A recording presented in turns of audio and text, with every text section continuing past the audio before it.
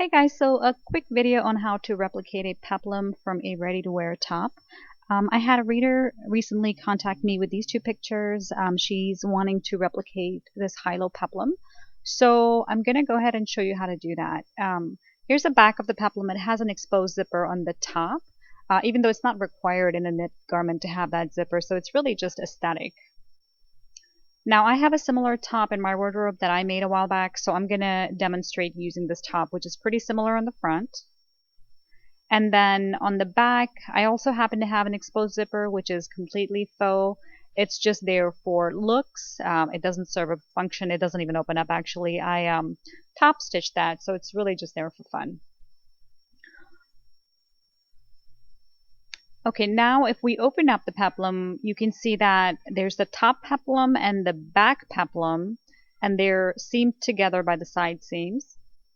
So in order to replicate this, we're going to place the side seam on top of the side seam and fold the peplum pretty flat so that we can go ahead and trace it.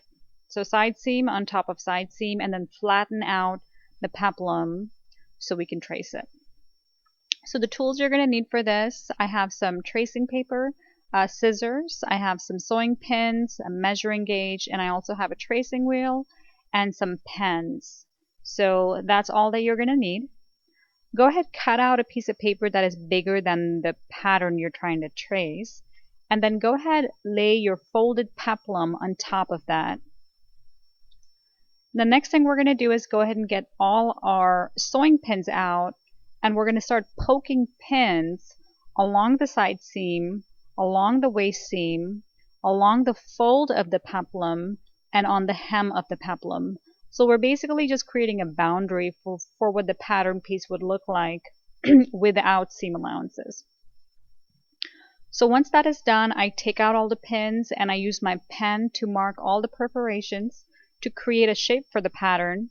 And then I go back in and basically notate the pattern with side seam, fold, I put where the center back is, and then I put how many to cut. Then taking my measuring gauge, I like to go ahead and add a 1/2 inch seam allowance all around. You can add whatever seam allowance you want. It doesn't have to be 1/2 inch.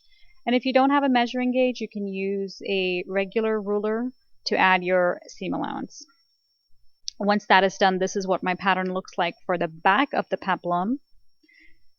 And then I also went ahead, traced the front, and I put them side by side. Okay, so side seams always touch the side seams.